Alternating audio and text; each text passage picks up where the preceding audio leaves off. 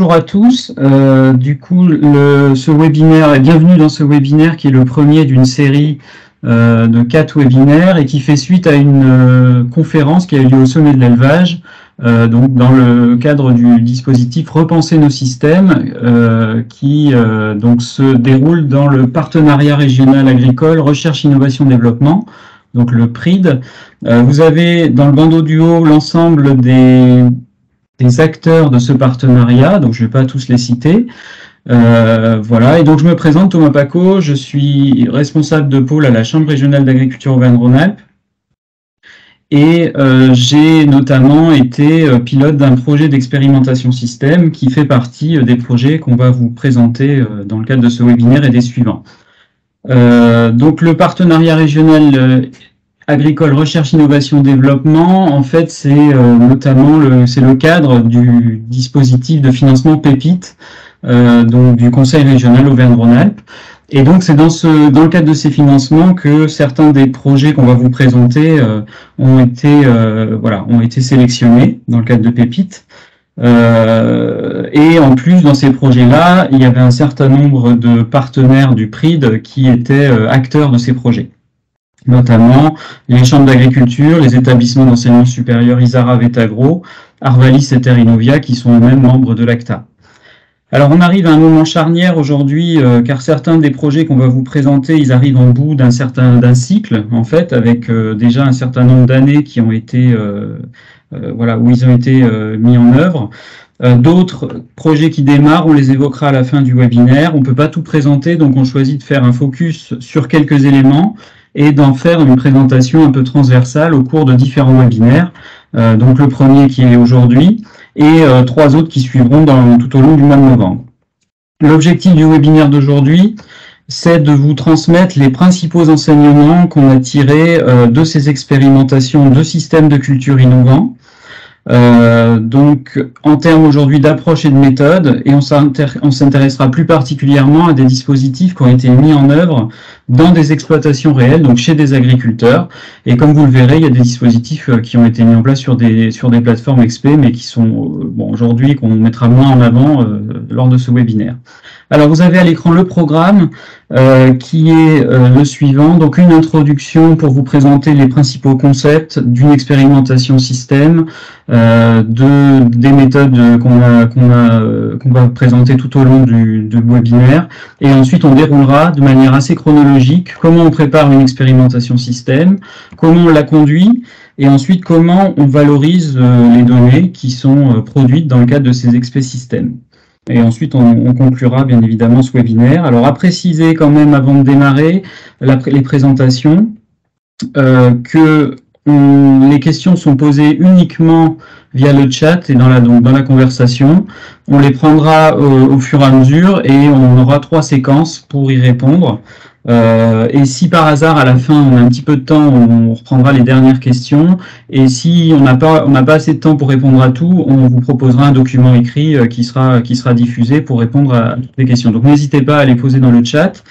En parallèle à ça, donc le diaporama il sera mis en ligne. Donc ne vous inquiétez pas, il sera mis à disposition de tout le monde. Et je précise que cette présentation elle est enregistrée et sera diffusée sur le YouTube de la Chambre régionale. Voilà. Donc pour démarrer ce webinaire, je vais passer la parole à Audrey Tabonne qui se présentera pour introduire et présenter qu'est-ce qu'une expérimentation système. Oui, donc bonjour à tous. Audrey Tabonne, donc je suis ingénieure régionale à Arvalis, donc pour la région Rhône-Alpes, et je travaille notamment sur des projets d'expérimentation système par rapport à tous les projets qu'on mène sur nos secteurs. Donc aujourd'hui, l'objectif c'était de vous donner, donc au niveau d'Arvalis, on a beaucoup travaillé sur la méthodologie et savoir qu'est-ce qu'on entend par expérimentation système. Donc je vous ai remis ici donc le fait que par rapport à une expérimentation système, on a beaucoup de supports qui sont utilisables pour apporter des réponses à une problématique. et une problématique qui concerne des systèmes de culture qu'on veut innovants. Donc, ces supports-là en R&D, ils sont divers. Donc, on peut avoir des supports de type expérimentation factorielle. Donc, pour vous donner un exemple concret, si on veut tester une variété adaptée au zéro phyto, on peut utiliser ce support-là. On a ce qu'on appelle l'expérimentation système. Donc là, on peut donner l'exemple de la multi-performance des systèmes de culture innovants, de pouvoir comprendre quels sont les facteurs de la multi-performance de ces systèmes-là. Et puis, on a aussi donc ce qu'on appelle les réseaux ou les clubs d'agriculteurs. Donc là, on est plutôt sur des groupes d'agriculteurs qui souhaitent tester des systèmes innovants comme l'agriculture de conservation ou d'autres techniques. On a aussi donc des observatoires de fermes réelles. Donc là, un exemple tout simple, mais en bio, on veut regarder où on en est en termes de fertilité des sols. Et ben, on peut avoir à grande échelle sur le territoire national un observatoire de la fertilité des sols.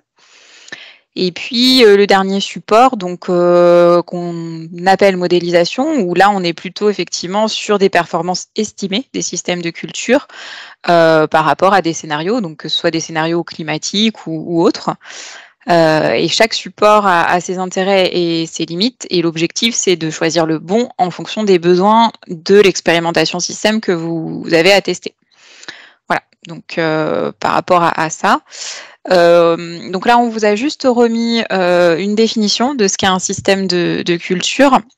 Par Ménard et Harvar et Hall, qui a été défini en 2021. Donc, un système de culture, c'est un ensemble de modalités techniques mises en œuvre sur une ou plusieurs parcelles, gérées de manière identique au fil des années.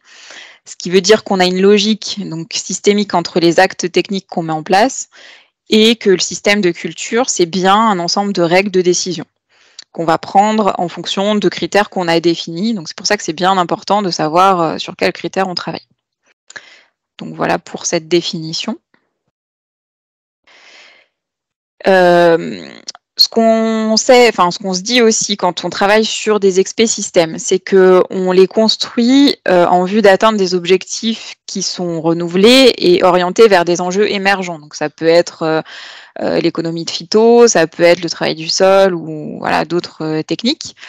Et on les évalue aussi selon les priorités des agriculteurs, des filières et de la société. Donc en fait, le processus d'innovation va permettre de construire des combinaisons de techniques, de cultures, qu'elles soient existantes ou à développer. Mais ça permet aussi d'introduire des nouvelles techniques et des nouvelles cultures dans un système d'exploitation agricole qui fonctionne aujourd'hui.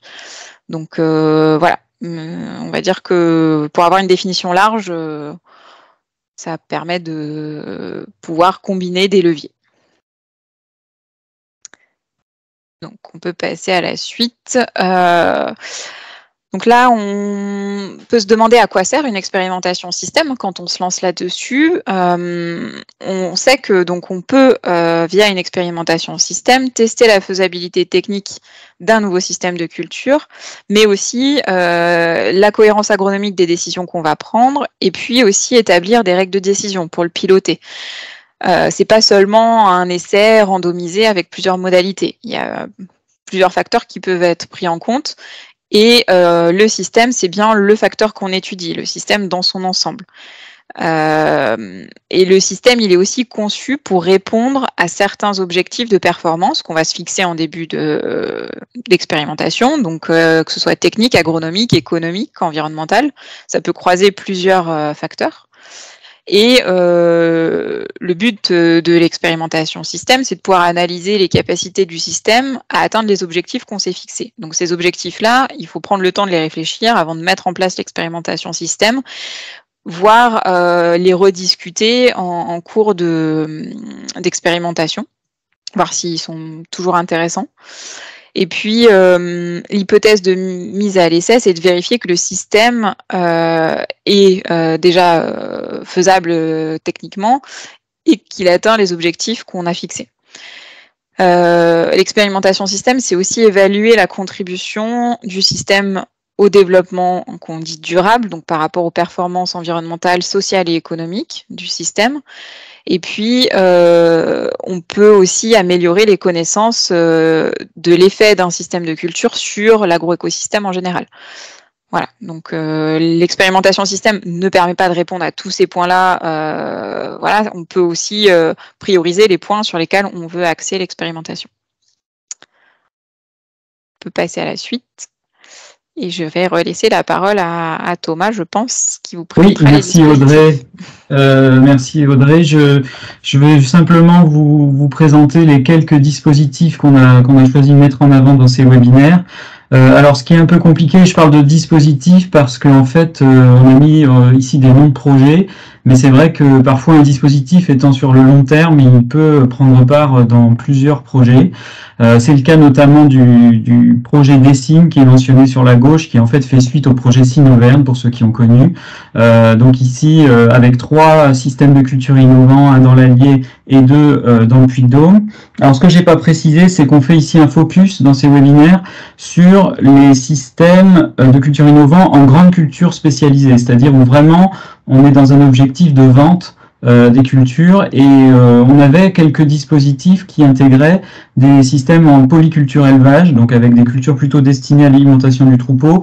On a fait le choix d'en parler lors du sommet de l'élevage, donc lors d'une conférence. Et ici, on est plutôt sur les systèmes en grande culture spécialisée. Donc pour Dessine, on a les 3 systèmes de culture innovants que vous voyez, un dans l'Allier, 2 dans le Puy-de-Dôme, avec à chaque fois donc une exploitation dite innovante qui est comparée, ou en tout cas qui est en parallèle d'une exploitation dite de référence. Et vous avez ici un schéma du dispositif qui a été mis en place avec une rotation que vous voyez à 3 termes ici pour l'exemple, hein, A, B, C, 3 cultures. Et sur le schéma, pour illustrer, vous avez en colonne les années, on va dire, ou les campagnes culturales, et les parcelles qui sont en ligne. Et du coup, vous voyez que la logique adoptée dans Dessine, ça a été d'avoir chaque culture présente chaque année. Chaque culture de la rotation présente chaque année. Donc du coup, on a 3 parcelles avec les 3 cultures pour le cas d'une rotation sur 3 ans.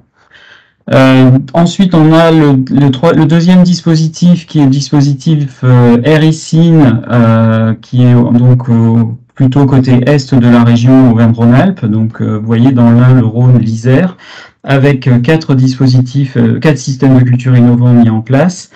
Et ce projet RICIN, il a intégré aussi des parcelles qui s'appellent ici Terrae. Donc c'était un projet qui était mis en œuvre déjà depuis 2015 ou 2016, avec aussi 4 systèmes de culture suivis dans le Nord-Isère. Et vous voyez pour Terrae, la représentation en termes de parcelles, on a en fait plutôt des modalités en bande qui sont mises en œuvre chaque année. Donc une modalité agriculteur qui est, on va dire, plutôt le système de référence dans Dessine, une modalité la culture de l'année N, et à côté c'est la culture de l'année N plus 1. Donc on n'a pas forcément tous les termes de la rotation présents chaque année sur le dispositif. On vous a aussi mis ici le point de la plateforme technique alternative et biologique, donc sur la ferme expérimentale d'Étoile-sur-Rhône. Et en fait, bon là on va pas forcément présenter aujourd'hui des résultats, mais dans les webinaires qui suivent, vous aurez des résultats spécifiques à ce dispositif-là. Alors maintenant, vous faire un petit cadre méthodo global de ce qu'on fait dans une expérimentation de système de culture innovant. Alors il faut savoir que l'essentiel de ce qu'on a mis en œuvre dans ces projets-là s'appuie sur les fondements du réseau mixte technologique système de culture innovant qui ont été capitalisés dans le cadre d'un guide de l'expérimentateur système publié, je ne sais plus en quelle année, en 2016, quelque chose comme ça, 2016 ou 2017. Et donc, en fait, c'est une boîte à outils globale de tout ce qu'on peut faire dans une expérimentation système, que ce soit en station expérimentale ou chez des agriculteurs. Et globalement, dans ces projets ou dans ces dispositifs qu'on vous présente, eh bien, on s'appuie sur ces fondements-là. Alors, si on déroule un petit peu, on a d'abord une phase qui est la phase de cadrage, diagnostic et cadrage. Donc cette phase-là, elle ne doit pas être négligée, hein, c'est une phase assez importante quand même avant de mettre en œuvre sur le terrain. Ça peut durer d'ailleurs un certain temps. Globalement, quand on est en réseau, et c'est le cas dans les projets qu'on va vous présenter, il faut avoir une hiérarchisation globale des enjeux, et après on va avoir des définitions, des définitions d'objectifs plus précis sur chacun des sites. Ça, c'est la première étape qui est très importante. Ensuite, la deuxième étape, c'est l'étape de conception ou co-conception. Dans le cas où on est avec des agriculteurs, notamment, on va parler de co-conception, qui se fait le plus souvent sous forme d'atelier, avec des agriculteurs, en l'occurrence, et des experts du domaine. C'est une étape très importante au cours de laquelle il faut définir la cible, vers quoi on veut aller, vers quoi l'agriculteur ou le groupe d'agriculteurs veut aller. Et ensuite, on va aussi définir à cette occasion-là des objectifs chiffrés qui permettront ensuite de définir les indicateurs qu'on va utiliser. Et souvent, donc ça se passe en atelier et il y a une phase où même parfois il y a plusieurs allers-retours en binôme avec l'agriculteur expérimentateur, hein, en l'occurrence, puisque je vous ai dit qu'on s'intéressait plus particulièrement à ces dispositifs avec des agriculteurs. Troisième étape, c'est la phase de construction de l'expé en tant que tel, donc tout ce qui va permettre d'assurer par la suite le pilotage et le suivi des systèmes qui sont mis en œuvre sur le terrain. Donc c'est à ce moment-là qu'on va définir l'ensemble des protocoles, les mesures qui vont permettre de calculer ou d'expliquer les indicateurs que je mentionnais tout à l'heure, qu'on a définis dans l'étape 2. En étape 4, ensuite, on va être sur la mise en place des systèmes de culture sur le terrain, avec des suivis, des saisies annuelles, et puis éventuellement des ajustements qui vont être mis en œuvre au cours des années en fonction de l'évaluation qui est faite. Donc voilà, avec beaucoup de précautions à prendre dans ces ajustements, puisqu'après tout ça va conditionner l'évaluation qui va en être faite.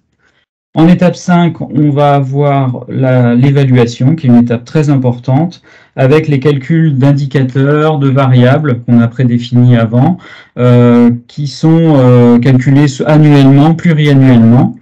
Et donc, c'est le volet pluriannuel qui est celui qui nous intéresse le plus, puisqu'on est dans le cadre d'une expérimentation système. Et enfin, en sixième étape, on va retrouver une étape de valorisation. Donc globalement, qu'est-ce qu'on fait des données envers les différentes cibles qu'on a identifiées. Donc c'est à la fois les agriculteurs, il y a aussi les conseillers, et puis aussi l'enseignement agricole globalement, hein, les établissements d'enseignement supérieur, mais pas que, les lycées agricoles aussi. Et donc du coup, cette valorisation, elle peut prendre une consistance dès la première année, puisqu'on a des résultats qui sont produits au fur et à mesure. Alors après, il faut faire attention. Puisque la première année, forcément, on n'a pas tous les résultats, on n'a qu'une année de recul, mais en tout cas, il y a des choses à valoriser, on peut faire des focus sur certaines choses d'année en année. Voilà pour ce qui est du cadre global, et maintenant on va rentrer un petit peu plus dans le détail des différentes parties, comme je vous l'ai dit, de manière assez chronologique. Et du coup, je vais passer la parole à Jean-François, pour nous parler de la préparation de l'expérimentation système et en premier lieu des objectifs. Bien, merci Thomas. Bonjour à toutes et à tous. Donc Jean-François Vian, je travaille à l'ISARA à Lyon, je suis enseignant-chercheur en agronomie des systèmes et je travaille pas mal sur la fertilité des sols. Et donc j'ai piloté avec la Chambre d'agriculture de l'Isère ici un réseau d'expérimentation système dans l'Isère justement, avec 4 exploitations céréalières. Voilà. Alors, Audrey vous en a parlé tout à l'heure qu'on pouvait avoir différents objectifs dans une expérimentation système. Et ça, bien sûr, ça peut vous paraître évident, mais la première étape, c'est d'avoir des objectifs très clairs, en fait, que vous fixez avec un groupe d'agriculteurs. C'est souvent mieux d'être en groupe, en fait, pour arriver à fixer et à discuter, donc, justement, de ces objectifs. Alors, ça peut vous paraître trivial hein, comme étape, mais c'est souvent, en fait, une des plus difficiles à réussir. De fixer des objectifs clairs pour chaque participant à l'essai système et pour un essai système particulier. Parce que souvent, quand on fait réfléchir des agriculteurs sur des objectifs que l'on assigne à leur essai, au système de culture que l'on veut tester, on va se retrouver avec des grandes généralités. Améliorer la fertilité du sol, améliorer la rentabilité économique de l'exploitation, baisser ma dépendance aux intrants, avoir un sol auto-fertile. Vous voyez autant de termes qui ressortent souvent dans des réunions, et j'ai envie de dire, une fois que vous avez ça, vous n'êtes pas plus avancé. C'est pas un objectif fixé et ciblé. Donc il faut, dans cette étape-là, prendre du temps, justement, pour faire ressortir toutes ces grandes généralités, les objectifs que l'on va assigner à un système de culture particulier qu'on veut tester. Et puis après, il faut faire préciser petit à petit ce que l'on entend par ces termes un peu généraux.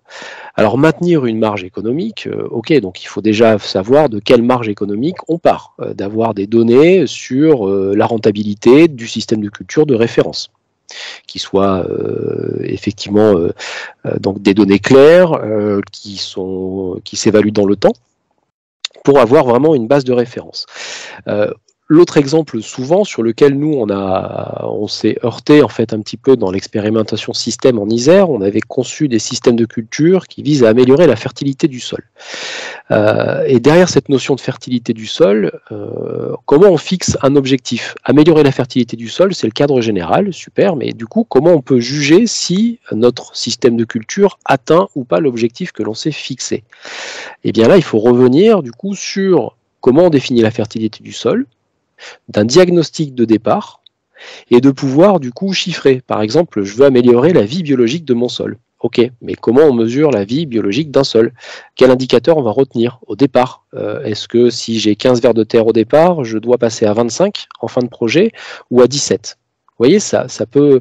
Là, c'est beaucoup moins simple du coup d'arriver à faire parler les agriculteurs, et d'ailleurs même pas que les agriculteurs, autour d'une table pour arriver à fixer des objectifs chiffrés. Et c'est absolument essentiel. Pareil, quand on vous dit je veux réduire les intrants ou alors je veux créer un système économe en utilisation de pesticides. Et bien, quel est l'IFT de référence de départ que l'on prend? Quel type de produit on veut réduire en priorité? Et on veut baisser l'IFT en moyenne sur une moyenne lycée pluriannuelle de 1, de 2, ou alors on veut supprimer un désherbant total, on veut supprimer l'utilisation des fongicides. Il faut des objectifs clairement chiffrés, sinon on ne sait pas ensuite, ou on a toujours du mal ensuite à évaluer justement l'effet de nos systèmes. Donc il faut vraiment des cibles claires, et c'est une étape vraiment à ne pas du tout négliger, cette première étape-là. Et puis ensuite, bien sûr, Audrey vous l'a dit tout à l'heure, on peut avoir plein d'objectifs différents. Mais et c'est souvent un petit peu là où c'est délicat, on assigne beaucoup d'objectifs à nos systèmes de culture, et vous comprenez qu'on ne construit pas la construction d'un système de culture, elle répond à des objectifs que l'on s'est fixés. Donc si on a trop d'objectifs, un levier qui est efficace pour un des objectifs le sera peut-être un peu moins pour un autre. Donc ce qui veut dire qu'il faut arriver à faire hiérarchiser les objectifs que l'ensemble des participants à l'expérimentation système se fixent, et de dire, bon voilà, en premier, c'est bien cet objectif-là, et c'est la clé de réussite de mon système. En deuxième, c'est un plus si, en plus, il atteint une performance économique ou environnementale ou autre, de tel et tel niveau. Vous voyez, c'est bien... Donc il faut absolument fixer des objectifs très clairs, les chiffrer et prioriser chacun de ces objectifs. Sinon, dans la conduite de l'essai système après et dans son évaluation, on ne sait plus trop comment justement vérifier et évaluer ce que l'on a mis en place. Et dernière chose que vous a dit Audrey, c'est aussi qu'on peut faire évoluer petit à petit ces objectifs quand on est sur des expérimentations pluriannuelles. Des fois, on part avec un objectif et puis petit à petit sur le terrain, il se passe différentes choses qu'on n'a pas prévues, où il y a une évolution du contexte, soit réglementaire, soit économique, qui fait que la priorisation de certains objectifs peuvent changer. C'est pas grave, mais il faut alors refaire ce travail-là, donc de bien fixer des objectifs et des indicateurs qui vont derrière pour pouvoir les évaluer. Voilà pour fixer les objectifs sur les expérimentations système. Étape à ne pas négliger et surtout à bien faire préciser. J'espère avoir été clair. Merci Jean-François. Je rappelle que n'hésitez pas à poser des questions dans la conversation. Et ensuite, on va passer la parole à Léa pour ce qui est de l'évaluation, anticiper l'évaluation. Oui, donc, bonjour à tous. Donc moi, je me présente, je suis Léa Maria et j'ai travaillé en tant qu'apprenti ingénieur sur le projet des signes en particulier. Et donc à la suite de ce travail et en concertation avec les autres partenaires de Sweviner, un des points clés qu'on a identifié, c'est l'anticipation de l'évaluation. Et c'est-à-dire qu'en fin de projet, on va souhaiter évaluer tout ce qu'on aura recueilli comme données en fin de projet. Et c'est là où on s'est aperçu parfois qu'on avait peut-être justement des objectifs qui n'étaient pas assez clairs et également qu'on n'avait peut-être pas déterminé assez précisément les indicateurs qui permettaient d'évaluer ces objectifs. Donc un des premiers points, c'est vraiment une fois qu'on a ces objectifs et qui sont fixés et qui sont chiffrés, de les mettre en parallèle avec ce que disait Jean-François, des indicateurs qui vont vraiment répondre aux besoins d'évaluation. Ce qu'on a identifié également, c'est qu'il est intéressant de le faire en groupe, donc peut-être lors d'une seconde étape, un premier atelier pour fixer les objectifs et ensuite un autre atelier pour vraiment vérifier qu'on a bien un indicateur qui évalue chacun des objectifs. Ce travail sur le choix des indicateurs, ça va également permettre de cibler les systèmes de référence que l'on souhaite. Donc, suivant l'indicateur que l'on va choisir, on s'est aperçu des fois au cours du projet qu'on préférait le comparer. Par exemple, l'IFT, il est plus intéressant de comparer un IFT par rapport à ce qu'il y avait avant sur l'exploitation pour observer une évolution. Est-ce que l'IFT a pu baisser sur l'exploitation, que de comparer un IFT entre une exploitation innovante et puis une exploitation qui serait représentative de la région. Et donc ça, suivant les objectifs et les indicateurs, on va vraiment avoir des référentiels différents et c'est également suivant ce qu'on souhaite montrer. Donc les différents systèmes de référence que l'on peut avoir, je vous les ai cités sur cette diapo, c'est par exemple ce qu'on appelle un système local dominant. Donc dans des signes, c'était un petit peu l'idée. C'était de prendre des exploitations qui représentent vraiment la zone. Donc nous, c'était au niveau des départements. Ensuite, on peut également donc comme je le citais, on peut se baser sur une référence sur la même exploitation.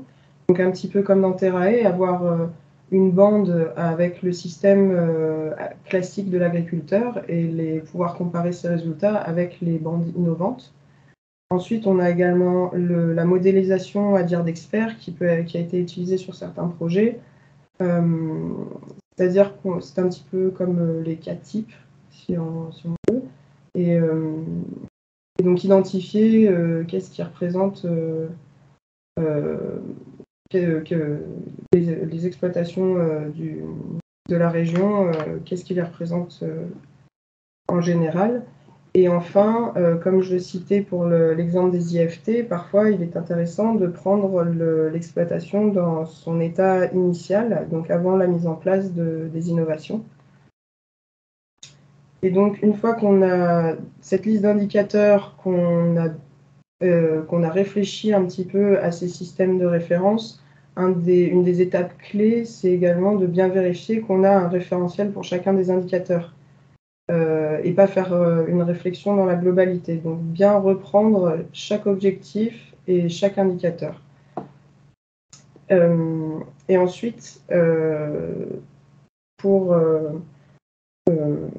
finir cette réflexion, ce qu'il nous faut lorsqu'on travaille en expérimentation système, ça va être un outil d'évaluation et donc il en existe plusieurs. Et donc, pour vérifier que nos indicateurs sont pertinents et la faisabilité de l'expérimentation, ce qu'il faut regarder, c'est est-ce qu'on a un outil qui nous permet de bien capitaliser et d'observer tous ces indicateurs. Par exemple, sur les projets Dessine et Terae et Ericine, l'outil que nous avons souhaité utiliser, c'était le logiciel Sister de Arvalis, qui nous permettait de calculer les indicateurs, une grande partie des indicateurs qui nous intéressaient. Par exemple, le temps de travail, les IFT, ou encore les émissions de gaz à effet de serre, et bien évidemment les indicateurs économiques. Et donc de savoir quel outil nous permettra d'évaluer, de mesurer quel indicateur, c'est vraiment intéressant d'avoir cette vision-là avant pour que le débat soit le plus complet possible pendant l'atelier. Donc ce qu'on conseille, c'est de bien se renseigner sur tous les types d'outils possibles avant d'aller à ces ateliers de co-conception. Et donc c'est les ateliers où on va discuter avec les agriculteurs et les autres conseillers. Et donc une fois si on a une vision large des outils disponibles, ça nous permet de vraiment proposer l'outil le plus adapté. Maintenant, je vais passer la parole à Ophélie, qui a travaillé sur le projet Ericine et qui va pouvoir nous apporter son témoignage par rapport à cette étape de bien préparer l'expérimentation. Bonjour, donc Ophélie Boulanger, je suis conseillère agronomie environnement à la Chambre d'agriculture de l'Isère. Et du coup, je coordonne aussi le projet Ricine qui a été lancé en 2020 sur un petit peu une déclinaison du projet Sinoverne puis Dessine. Et du coup, je coordonne aussi le suivi du site qui a été lancé donc en Isère en 2020 dans ce projet. Du coup, nous, la chance qu'on a eue au lancement de ce projet, c'est de pouvoir avoir les retours d'expérience des projets Dessine et Terae qui avaient été lancés plutôt en 2016. Du coup, de pouvoir s'appuyer un petit peu dessus. Donc je vais vous faire un petit retour là-dessus. Un des points importants qu'on avait identifié, c'était le choix de l'exploitation support pour ce type d'expérimentation système qui se font sur exploitation agricole. Il avait été identifié par les précédents projets que c'était très important de choisir la bonne exploitation et d'être bien au clair avec l'agriculteur sur les attentes de chacun pour éviter des déconvenues par la suite.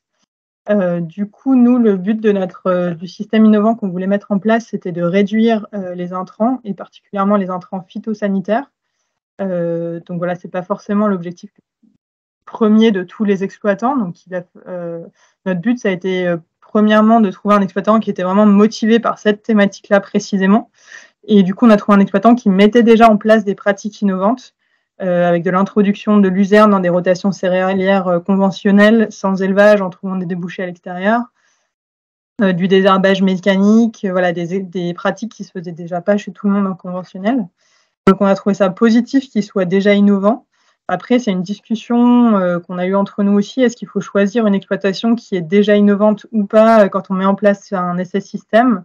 Il y a eu plusieurs cas dans nos projets. On a eu notamment une exploitation en Auvergne qui était relativement peu innovante à la base et pour qui l'expé système a vraiment été l'occasion de mettre en place des nouvelles pratiques et de tester des nouvelles choses en étant accompagné.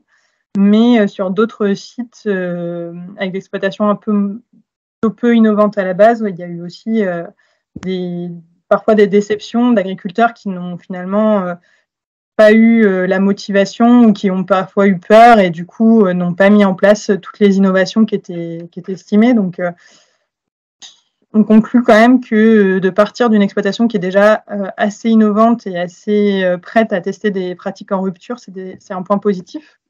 Et puis, c'était un exploitant qui était prêt à dégager de la disponibilité et ça, on a tous convenu que c'était un point crucial d'avoir quelqu'un qui soit prêt à dégager du temps parce qu'il y a forcément du temps à y passer. Ensuite, on avait une exploitation, donc pour la réduction d'intrants, on a souvent besoin de matériel un peu spécifique, matériel de désherbage mécanique, qu'on n'a pas forcément sur toutes les exploitations en conventionnel. Et donc là, on a fait le choix aussi d'une exploitation qui était déjà bien équipée avec une désherbineuse, une herséterie. Il y a eu un achat de houes rotatives pendant le projet, ainsi qu'un récupérateur de menu paille. Et globalement, même si on avait prévu de pouvoir aussi s'appuyer sur des ETA, sur des prestataires, sur des voisins, au global, c'est pareil, quand on fait le bilan de tous les sites, on se rend compte que quand on part d'une exploitation bien équipée elle-même, c'est quand même un gros point positif pour pouvoir faire certaines interventions précises dans les bons délais, dans les bonnes conditions. Dès qu'on doit reposer sur des prestataires extérieurs, on a toujours plus d'incertitudes et parfois des interventions qu'on ne peut pas mener à bien comme prévu. Il fallait aussi bien se cadrer sur l'intérêt pour l'agriculteur. Quels sont ses objectifs à lui à participer à l'expérimentation. Donc nous, on est parti sur le fait qu'il ait un suivi régulier, des analyses, une caractérisation qui permettent d'objectiver plus précisément les performances de son système de culture, des choses que lui n'a pas le temps et le recul pour faire finalement. D'être accompagné dans les innovations qu'il appréhende, d'être bien au clair sur le fait que l'expérimentation n'est pas là pour lui trouver le système de culture idéal ou miracle chez lui, parce que finalement, chacun des systèmes innovants qu'on a pu tester ont des atouts, mais aussi des faiblesses, et du coup, le but, c'est d'éclaircir tout ça, mais pas forcément de trouver une solution miracle. Et voilà, sur certains sites, on a proposé des indemnisations aux agriculteurs qui se justifient au regard du temps passé, des risques pris.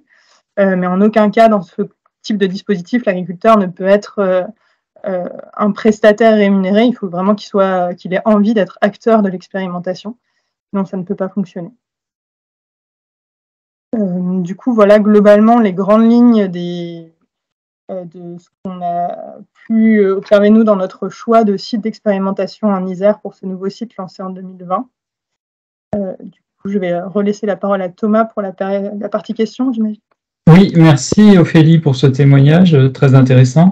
Et alors, on a une question pour Léa qui est de Nicolas Chartier. Est-ce que le changement de système, d'adapter le système de référence en fonction de l'indicateur ne rend-elle pas l'analyse des résultats complexe et aussi un peu partiale? Léa. C'est pas vraiment de changer le système de référence. Ce qui va être ce que j'évoquais tout à l'heure, c'était ce travail-là permet de se rendre compte de est-ce qu'on a besoin de différents systèmes de référence et donc quel choix on va faire. Est-ce qu'on préfère en avoir qu'un seul et donc se focaliser là-dessus, ou est-ce qu'on tente différentes analyses, mais ce qui décuple la quantité de travail. Je vois que Jean-François a peut-être quelque chose à ajouter. Oui, merci. Si je peux me permettre sur cette question, c'est une question importante et intéressante qui rejoint sur ce que j'ai essayé de vous dire sur comment on fixe des objectifs avec les agriculteurs. Une fois qu'on fixe un objectif chiffré, eh bien, voilà, à partir de quoi, de quel système de référence on chiffre? C'est ce que vous dites, Monsieur Chartier, là, voilà, sur le chat. En fait, c'est ça toute la question, et c'est pour ça que c'est une étape à pas négliger. Ça veut dire quoi baisser les intrants? Je veux baisser les herbicides, baisser mon IFT herbicide. Ok, bon, quelle référence on prend? On prend la référence départementale moyenne des systèmes de grande culture, on prend les pratiques de l'agriculteur avant, et du coup, quel seuil, quel objectif on se fixe?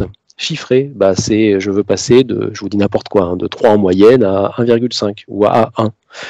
Voilà. Et en fait, c'est là-dessus qu'on va évaluer l'atteinte aux objectifs qu'on s'est fixés et du coup les performances de notre système via cet objectif-là. Mais de fait, il y a toute une réflexion à avoir au début sur nos références. Qu'est-ce qu'on prend comme référence pour fixer un objectif clair et chiffré? Après, peu importe que ce soit un système de culture chez la grille ou une moyenne régionale, ou peu importe, c'est une discussion qui doit avoir lieu avec les participants à l'essai système, en fait. Voilà. C'est surtout ça qui est important. Je ne sais pas si j'ai répondu aussi à votre question, du coup. Oui, c'est clair, nous dit Nicolas. Donc, merci Jean-François. On a une deuxième question qui est rapide pour Ophélie, puis on peut compléter si besoin. Quel est l'ordre de grandeur de l'indemnisation aux agriculteurs? Alors, je suis peut-être pas la mieux placée pour répondre parce que du coup, finalement, sur nos sites Ricin, il n'y en a pas eu. Je crois que finalement, sur les différents sites, il y en a eu très peu. Ça a été quelque chose qui a été proposé pour ne pas être bloqué. Mais voilà, Jean-François, tu veux compléter peut-être ? Oui, encore une fois, pardon, de reprendre la parole. Vas-y, non, mais c'est très bien. Nous aussi dans Terrae, en fait, on avait prévu une indemnisation. En fait, au départ, on fonctionne en fait souvent comme ça. C'est-à-dire qu'on regarde des rendements moyens chez l'exploitant chez qui on fait, et si on se prend un gros gadin, en fait, on compense la perte de rendement sur le rendement moyen, par exemple, de l'exploitation. Donc, ça peut être comme ça. Du coup, c'est un forfait qui va dépendre du type de culture et des risques qu'on prend, mais du coup, l'agriculteur se sent un peu rassuré, et ça peut permettre d'avoir ce genre d'accord, à ce que l'agriculteur s'engage aussi des fois dans des techniques un peu de rupture et qu'on ne maîtrise pas totalement. Parce que sinon, il y a, comme ça vous l'a été rappelé avant, il y a une certaine frilosité. Des fois, aller jusqu'au bout de la logique qu'on s'est fixée au début. C'est-à-dire qu'on a un peu de tout feu, tout flamme dans les conceptions, dans la phase de conception. On va se dire, on va tester ci et ça, on va faire ci et ça. Puis une fois que ça arrive sur le terrain, il y a quelques petits risques techniques qui apparaissent qui font que certains agriculteurs ne vont pas jusqu'au bout. Et d'avoir un filet de sécurité peut aussi permettre de les aider un petit peu. Donc il y a ce système-là, donc ça va être très variable selon les risques qu'on prend, et selon le type de culture, l'indemnité annuelle. Ou alors il y a aussi, nous, ce qu'on faisait dans Terrae, c'est-à-dire que toute opération culturelle qui demande une location de matériel, un achat de semences, des choses particulières, tout est pris en charge dans le projet. Voilà. Enfin, en tout cas, il y a un remboursement à l'agriculteur de l'ensemble de ses frais qu'il n'aurait jamais mis en œuvre dans son exploitation normalement. Voilà. C'est des façons un peu différentes de fonctionner. Et pour ce qui concerne Dessim, pour compléter, on était encore dans des dispositions un peu différentes. Alors nous aussi, il y avait la possibilité de financer des interventions extérieures, des intrants particuliers qui contribuaient à la mise en place du système. Et il y avait aussi une indemnisation d'environ 1 500 € par an par agriculteur pour tout le temps passé, l'investissement particulier sur le système de culture innovant. Voilà. Mais bon, c'est vrai que ça dépend des dispositifs de financement et du cadre. Voilà. On peut pas toujours faire ce qu'on veut.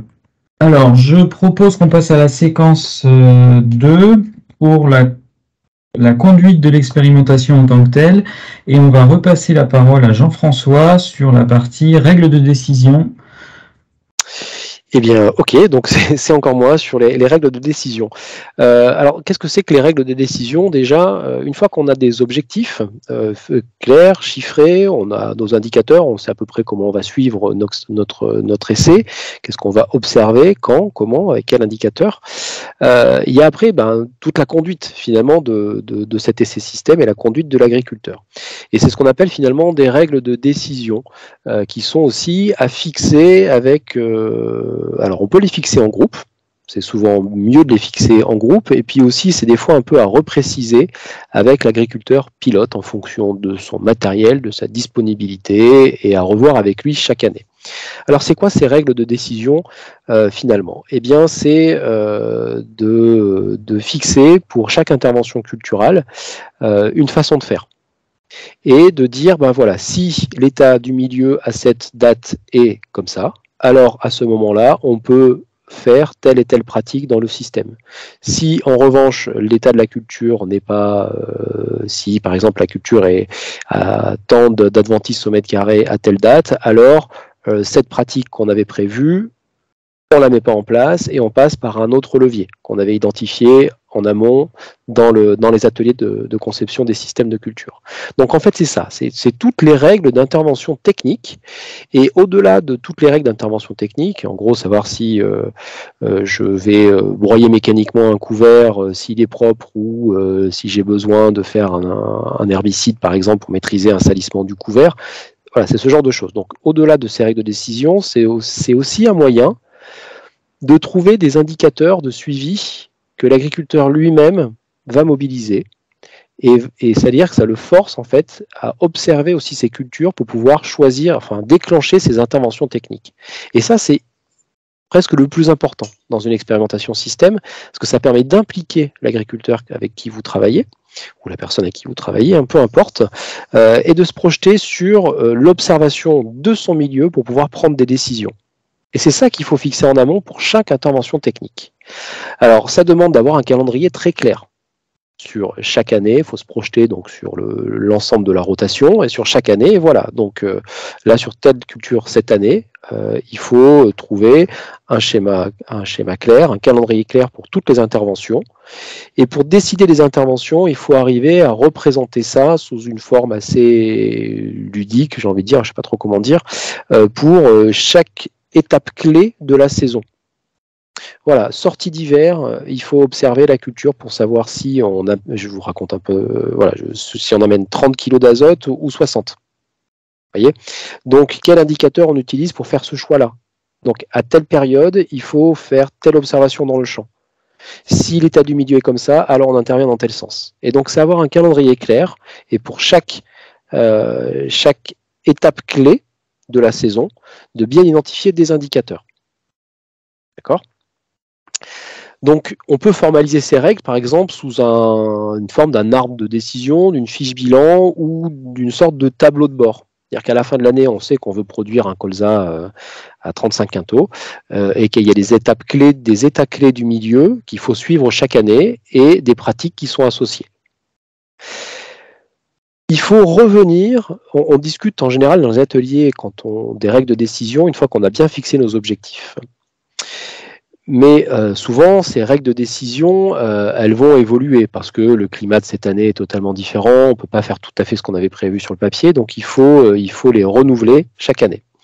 Le plus efficace, ce qui nous semble le plus efficace, c'est de faire ça chaque année avec les agriculteurs pilotes. C'est-à-dire qu'on vient au début d'année avec toutes les règles de décision, on se met d'accord sur ce qu'on doit observer, quand et comment, et sur ce qu'on doit faire en fonction de l'état du milieu. D'accord ? Et là, à la fin de la saison, on revient et sur chacune de ces étapes, on voit le différentiel entre ce qui a été prévu et ce qui a été fait. C'est pas grave s'il y a des écarts entre ce qui a été prévu et ce qui a été fait. Le plus important, c'est de comprendre pourquoi il y a eu ces écarts et qu'est-ce qui a fait que l'agriculteur n'a pas pu les suivre. Et ce qui permet, du coup, de réajuster chaque année ces règles de décision avec l'agriculteur pilote.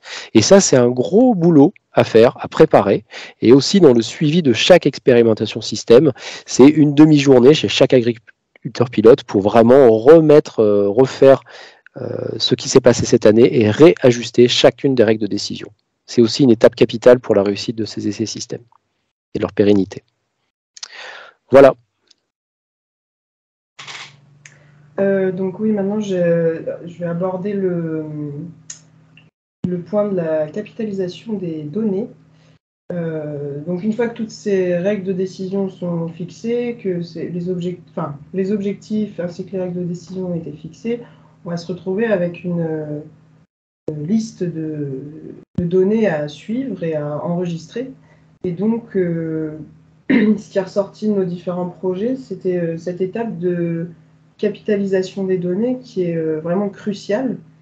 Et donc un des premiers points qu'on a identifié, c'était les données des agriculteurs qui peuvent être récupérées de différentes manières.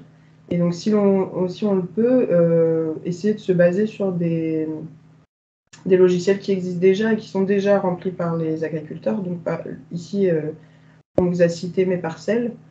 Donc ça nous permet d'avoir, puisque les agriculteurs rentrent déjà leurs données sur cet outil, c'est vraiment ça évite de créer un carnet de saisie des pratiques mises en place sur toute l'année.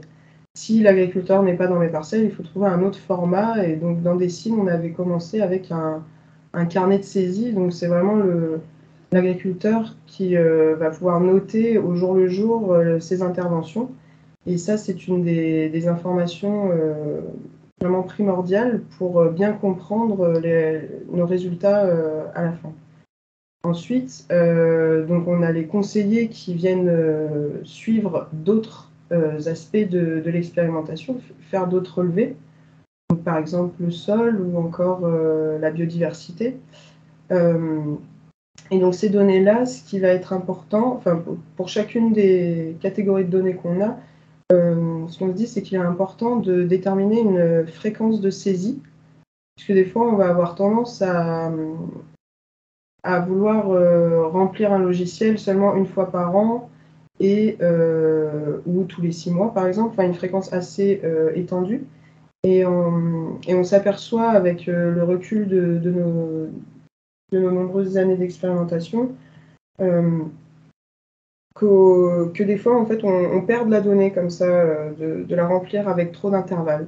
Donc, mais c'est vraiment suivant le type de données. C'est que, par exemple, la biodiversité, si on a compté le nombre de carabes dans sa parcelle l'après-midi, on pense qu'il est quand même plus judicieux de renseigner un document informatique dans la foulée où on va noter cette information plutôt que de reprendre un carnet où on aurait noté ça à la main un carnet de suivi et de le reprendre à la fin de l'année pour reporter toutes ces informations.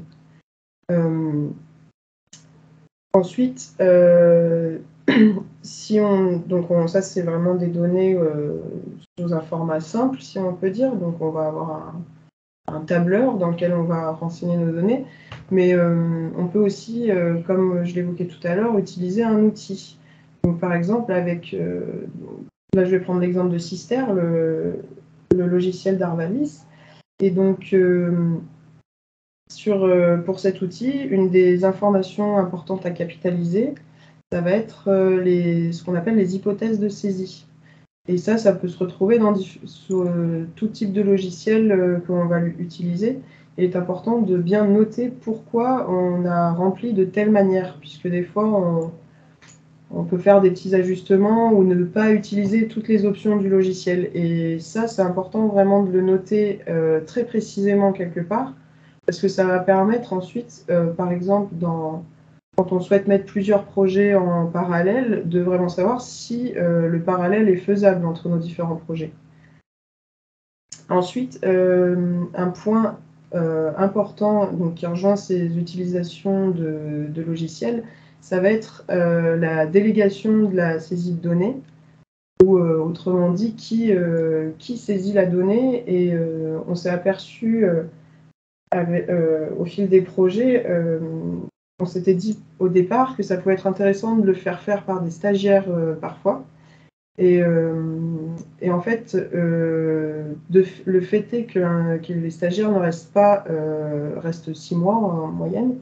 Et donc, si la personne qui a rempli les données n'a pas renseigné dans un document précisément comment elle les a saisies, quelles sont ses hypothèses de saisie, une fois que la personne est partie, on n'a plus cette information.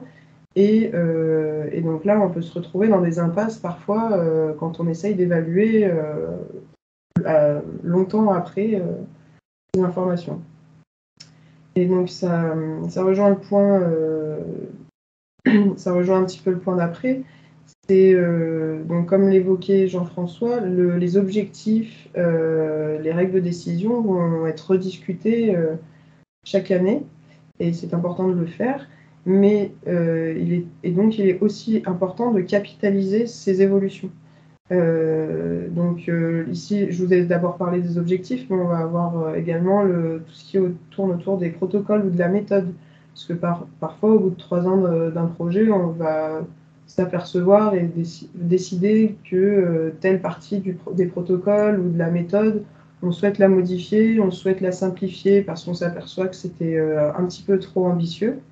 Et ça, c'est vraiment des informations clés à noter de façon précise dans un document à part, et non pas de se contenter de la renseigner dans des comptes rendus de réunions. Parce qu'une fois qu'on arrive au bout de 6 ans de projet, d'aller chercher dans les comptes rendus depuis 6 ans pourquoi on a modifié tel protocole ou pourquoi l'agriculteur a changé d'objectif et donc on a changé un petit peu le système, ça va être très fastidieux. Et c'est vraiment un gain de temps et de précision dans nos évaluations que de noter cette information. Et donc, sur les données qui viendraient des agriculteurs, ce qui est important, c'est bien de noter aussi les écarts entre ce qu'on avait prévu, donc par rapport aux règles de décision et le prototype de système de culture qu'on souhaitait mettre en place, et d'avoir vraiment mettre en parallèle ce qu'on a prévu pour chacune des étapes de la culture, et bien noter en face ce qu'on a vraiment mis en place, ce qu'on a vraiment réalisé. Et ensuite, ces informations-là, on conclut qu'il est important donc de les noter au fur et à mesure de la campagne. Et parfois, on peut être pris de court ou noter trop rapidement certaines informations et être imprécis. Donc, il est important de vraiment garder un temps en fin de campagne pour bien reprendre chacune des étapes de la culture et de voir si s'il nous manque des informations. De vraiment pouvoir expliquer l'écart entre l'objectif, donc souvent le rendement, qu'on avait prévu et pourquoi on en arrive à ce rendement-là en fin de campagne. Et enfin, plus pour l'évaluation large, enfin l'explication large de nos résultats, on a estimé qu'il y a un minimum d'informations qui sont importantes à capitaliser dès le début du projet. Donc ça va être ce qu'on peut appeler une carte d'identité des exploitations, donc vraiment avoir les différentes stratégies qui sont en place sur cette exploitation. Faire un état, donc si on souhaite avoir un volet sur la santé des sols, bien faire un point initial de l'état de nos sols avant la mise en place de l'innovation. Et enfin, le dernier point, c'est la cartographie des parcelles. Donc, avoir un petit peu l'environnement des parcelles, savoir si on a de différents éléments comme les haies ou par exemple si on est collé à une forêt ou d'autres spécificités et également la topographie de la parcelle. Ça va être intéressant de savoir si on est vraiment sur des parcelles en forte pente ou pas, et donc bien avoir ces informations-là notées quelque part dès le départ de l'expérimentation.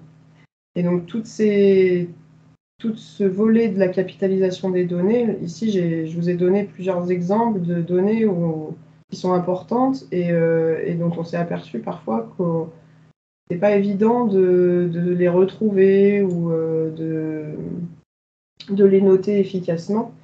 Et donc c'est le second point de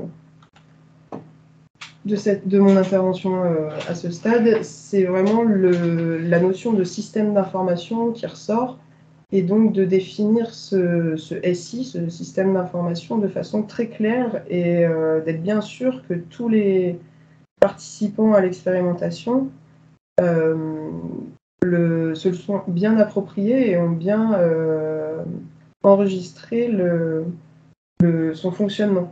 Donc, pour illustrer, ça va être, par exemple, est-ce qu'on décide ce qui est le plus simple, c'est quand même d'avoir un dossier partagé, donc sur les différents types de cloud, comme on appelle, et de bien déterminer, on va ranger tel document dans tel dossier, et d'éviter, par exemple, les envois de mails, où on va se retrouver avec plusieurs fois le même fichier qui a été un petit peu modifié par un tel ou un autre, et des fois on se perd dans quel est le dernier fichier et donc où est l'information précise. Et donc ça amène également à la question de la nomenclature des fichiers et des informations. Donc nomenclature des fichiers, ça va être tout ce qui va concerner, par exemple, ce que je citais précédemment, noter à quelle version on en est de ce fichier. Bien penser à avoir une logique commune pour qu'on puisse tous se repérer au même niveau. Et également, pour le traitement des données, ça va être important si on a plusieurs, je vais prendre l'exemple des signes, on a plusieurs sites et sur le logiciel, on va tous se renseigner pour tel site nos informations de pratiques culturelles. Mais parfois, on va chacun avoir sa façon de noter le nom du site. Donc, par exemple, on va mettre le nom du département, ensuite le nom de la commune, et puis ensuite l'année. Et puis un autre va mettre plutôt l'année en premier, puis ensuite le nom du département. Et donc, de vraiment déterminer une façon précise de comment on renseigne ces noms-là, ça permet d'avoir une évaluation facilitée, puisqu'on pourra utiliser l'informatique plus facilement. C'est tout l'intérêt d'avoir des nomenclatures très claires.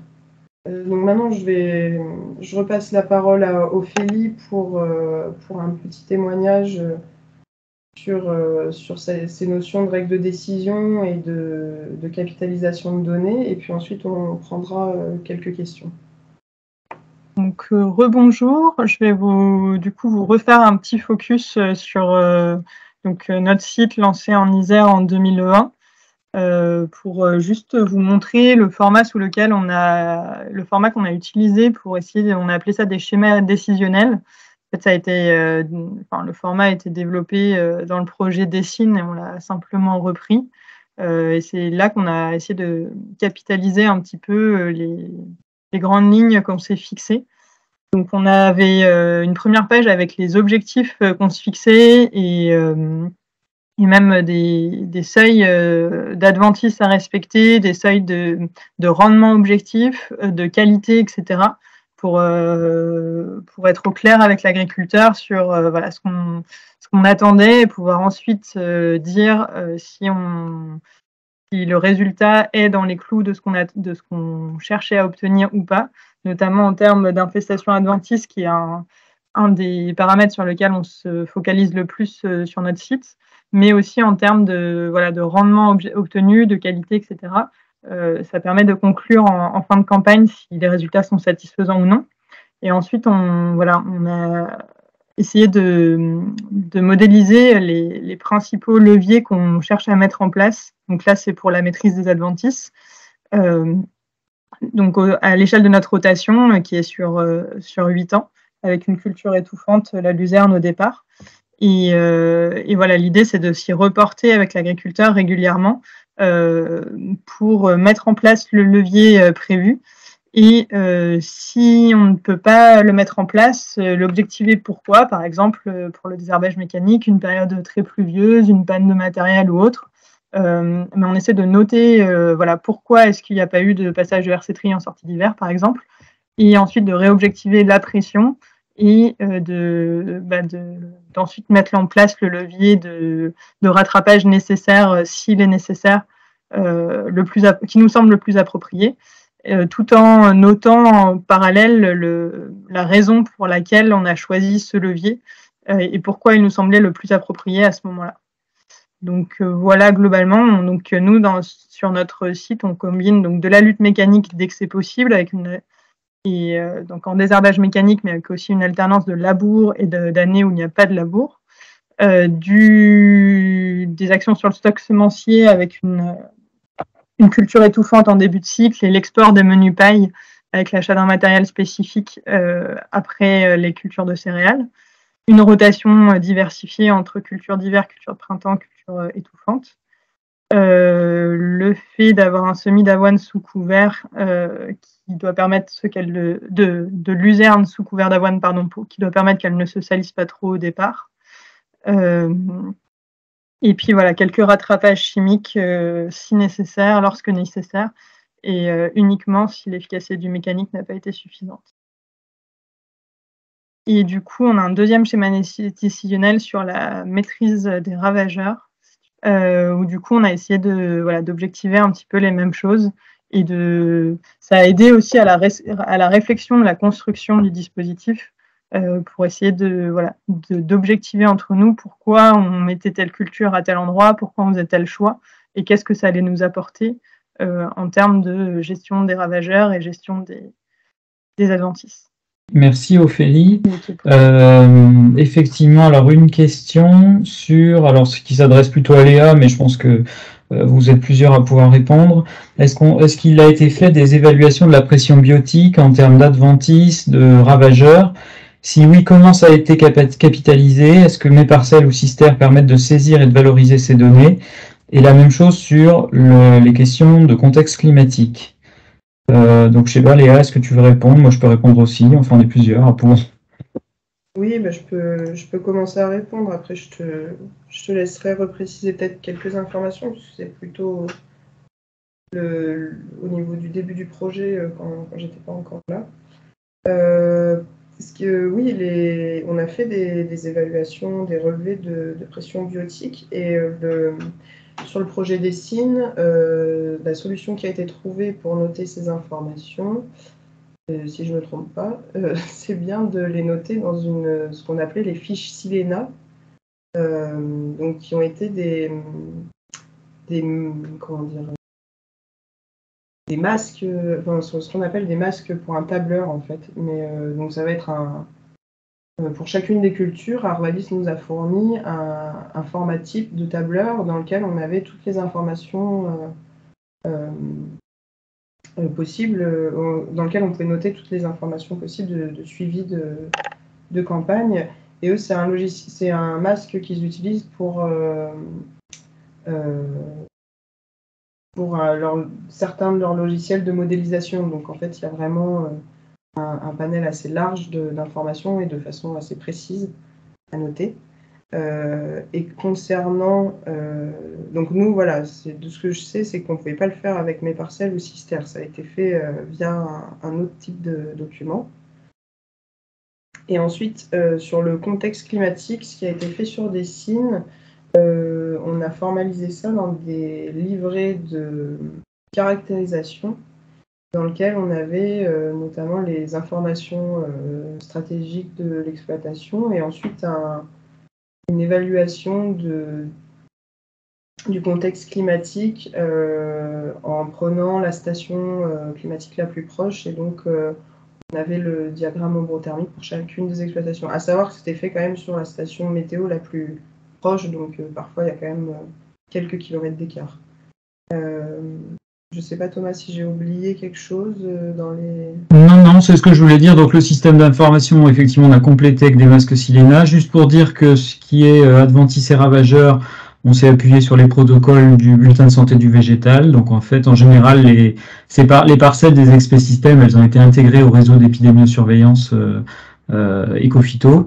Et puis, par rapport au climat, donc tu évoquais les livrets, donc pour ce qui est le contexte climatique, les normales, donc on s'est rattaché à une station. Mais après, on a eu tous les ans ce qu'on appelle des diagnostics agronomiques qui ont été faits. Et c'est dans ces diagnostics agronomiques, donc à partir de l'analyse des données Silena, qu'on a réalisé donc il y a eu une mise en parallèle qui a été faite avec l'année climatique, notamment les pressions ravageurs adventices qui ont été analysées au regard de la situation climatique. Ça s'est fait dans le cadre des diagnostics agronomiques et c'est donc là-dedans qu'on a capitalisé ces infos climatiques annuelles. Voilà. Donc, je ne sais pas si les collègues de RICIN, Terrae ont des choses à compléter sur ce point-là. Je parle des résultats après, en fait, donc je pourrais peut-être répondre d'une façon différente par la suite, je crois. Donc, on n'a pas d'autres questions. N'hésitez pas, hein, si vous avez des questions, allez taper dans la conversation. On va passer du coup à la troisième séquence qui est sur la valorisation des données, enfin que faire de ces données-là. Et du coup, je vais repasser la parole à Audrey. Oui, donc pour enchaîner sur effectivement la valorisation des données qu'on peut avoir sur une analyse système, on peut récupérer beaucoup de choses. Vous l'avez vu avant, donc avec les témoignages qu'on a pu avoir. Donc là, je vous ai juste remis un diagramme qui a été fait par Harvar et Hall en 2017. Où sur de l'évaluation de systèmes de culture, on peut l'évaluer à plusieurs niveaux. déjà, ce qu'on peut évaluer, c'est la faisabilité, la mise en œuvre en fait de ce système de culture. Est-ce qu'elle est possible? Non? Dans quelles conditions? Voilà, donc c'est déjà une première évaluation. Ensuite, on a bien entendu la partie résultat. Donc, est-ce qu'on a atteint les objectifs? Donc, vous l'avez vu tout à l'heure avec ce que vous disait Jean-François, où donc quand on a des objectifs clairs, c'est quand même plus simple de pouvoir les chiffrer et voir si on les atteint ou non au bout de notre expérimentation système. On a aussi l'évaluation des résultats techniques sur l'exploitation au niveau des rendements, de la qualité des récoltes, au niveau agronomique, avec si on a estimé des dégâts, des pertes sur les stocks et autres. Et ces résultats-là peuvent être diagnostiqués au niveau agronomique. Donc on peut avoir des facteurs explicatifs avec les stratégies qui ont été mises en œuvre et la cohérence agronomique du système. Et puis enfin, quand on évalue un système de culture, ce qu'on cherche aussi à voir, c'est la performance de ce système-là.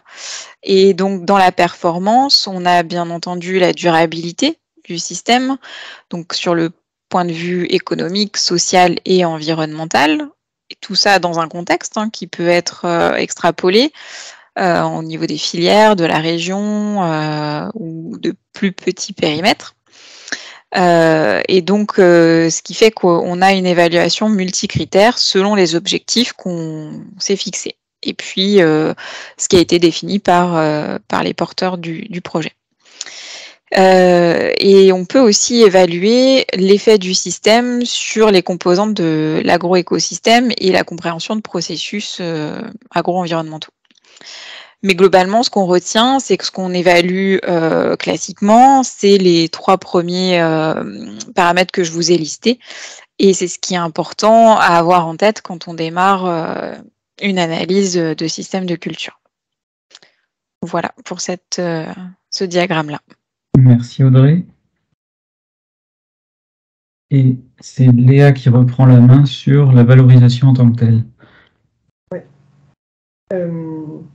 Donc là, Audrey, ce qu'elle évoquait, c'était ce qu'on appelle l'évaluation et l'analyse des résultats, mais ensuite, ces résultats, il y a une dernière étape qui est présente dans la méthode du guide de l'expérimentateur système, qui a été rajoutée d'ailleurs dans ce guide, qui n'était pas forcément présente dans d'autres publications à propos des expérimentations système, et en fait, elle a donc été rajoutée car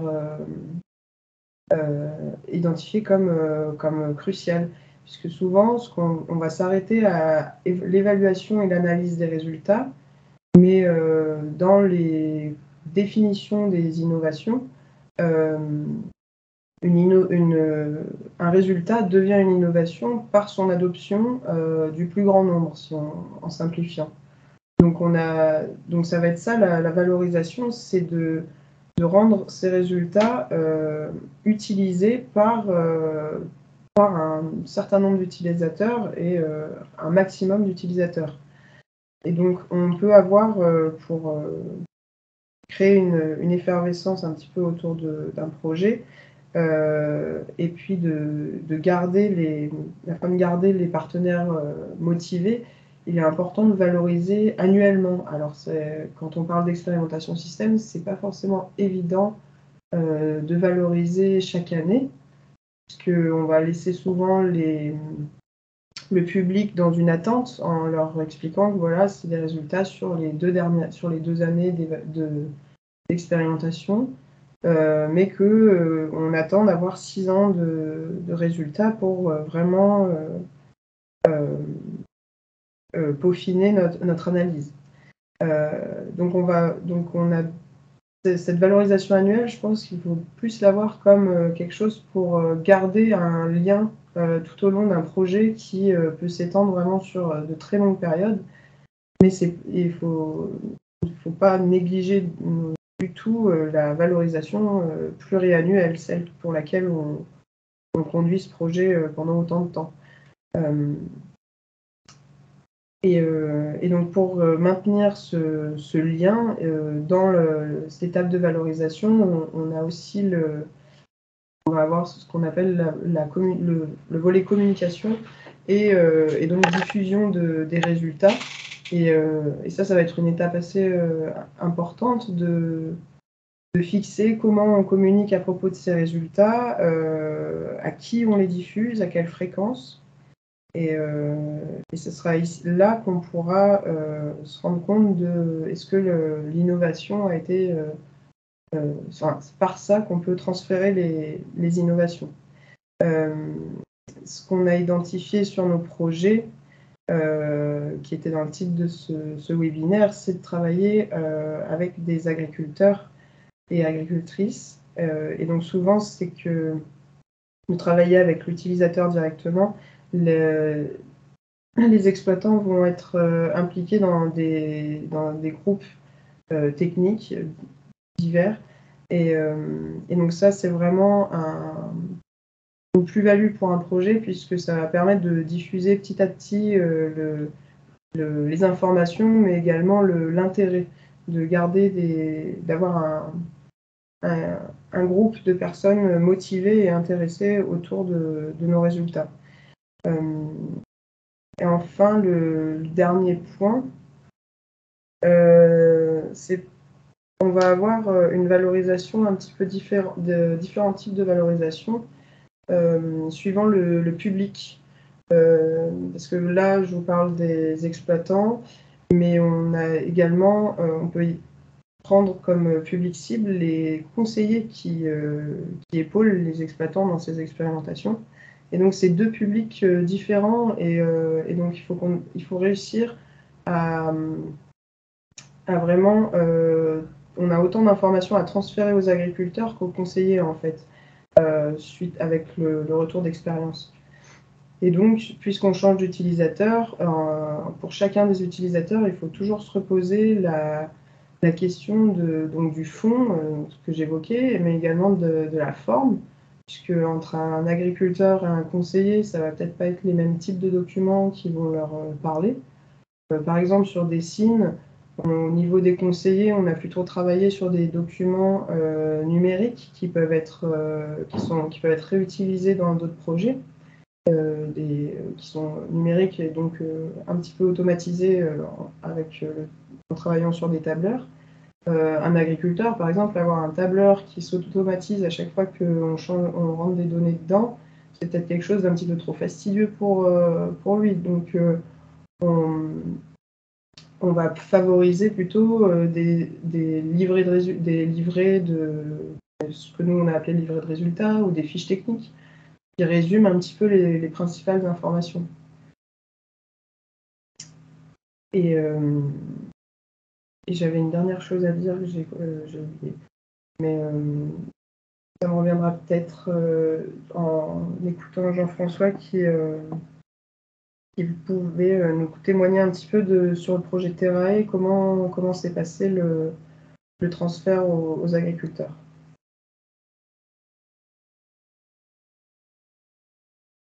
Oui, merci Léa. Donc, oui, sur cette dernière partie de la valorisation finalement de ce qu'on a fait dans ces essais systèmes. Alors, il y a différentes échelles de valorisation. Il y a des valorisations au sein du groupe d'agriculteurs, d'agricultrices avec qui on travaille, des personnes qui nous ont aidés à la conception des systèmes de culture. Donc, voilà, donc il y a au minimum les agriculteurs pilotes, bien sûr, et puis le groupe avec qui on a travaillé pour la conception des systèmes de culture en amont. Donc chaque année, en fait, on peut faire un débrief finalement sur chaque essai système de l'ensemble des techniques qui ont été testées et du respect ou non des règles de décision. On revient un petit peu sur ces règles de décision. On avait prévu des choses techniques à faire au début et puis ils se réalisent pas tout à fait comme on l'avait prévu cette année-là. C'est pas très grave, mais ce qui est important, c'est justement de pouvoir partager le pourquoi on est sorti du cadre qu'on avait imaginé au départ. parce que le temps était trop sec, parce que techniquement c'était impossible de semer dans ces conditions-là, donc il y a eu une adaptation par l'agriculteur de cette itinéraire technique, etc. Ou alors il y a eu une infestation de mauvaises herbes pour telle et telle raison. Et là, dans ces ateliers de synthèse de chaque année, en fait, c'est une partie importante pour faire un travail de diagnostic agronomique avec tous les agriculteurs, pour trouver pourquoi ça a dérapé, pourquoi ça n'a pas marché, et qu'est-ce qu'on peut mettre en place pour pouvoir faire en sorte que ça marche l'année suivante ou dans un autre contexte. Et là, c'est là où on doit un peu se poser, non pas en tant qu'expert, en tant que conseiller, mais de vraiment laisser les gens s'exprimer pour il faut arriver à les faire parler sur l'origine du problème et quelles seraient est-ce qu'ils ont déjà rencontré ce problème-là sur l'exploitation, quelles solutions ils ont trouvées, qu'est-ce qu'il faudra mettre en œuvre pour que ça marche. Donc ça, c'est déjà une première forme en fait de valorisation des résultats où on capitalise énormément de choses chaque année et ça permet de construire finalement des leviers de gestion technique dans différents contextes pédoclimatiques et de voir ce qui fonctionne, pourquoi ça fonctionne ou pourquoi ça fonctionne pas dans certains cas. Et ça, de faire ça, un travail en groupe, en faisant parler essentiellement les agriculteurs et en n'apportant pas de solutions toutes faites, c'est là en fait où on s'aperçoit que quand vous naviguez après dans les fermes avec qui vous travaillez, qu'ils adoptent ou qu'ils transforment ces leviers techniques dans leur exploitation.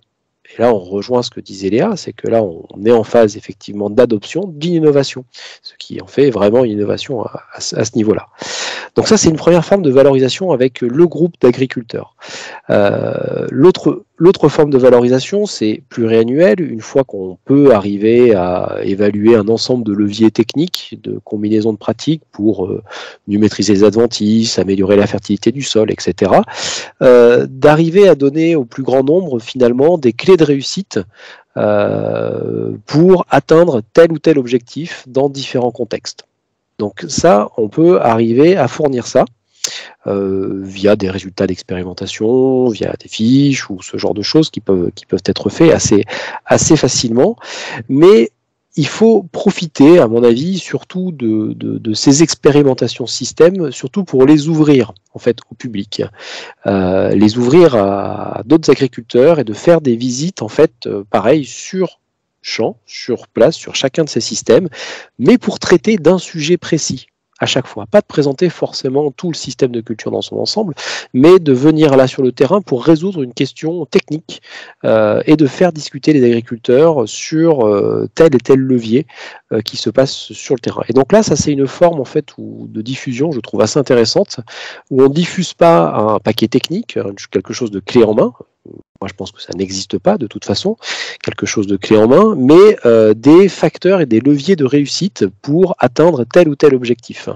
Et ça, je pense on l'a pas encore assez fait, en fait, d'utiliser ces réseaux systèmes pour justement en faire profiter le plus grand nombre et ouvrir ces résultats aux agriculteurs au-delà du cercle des agriculteurs qui ont participé donc à ces expérimentations système.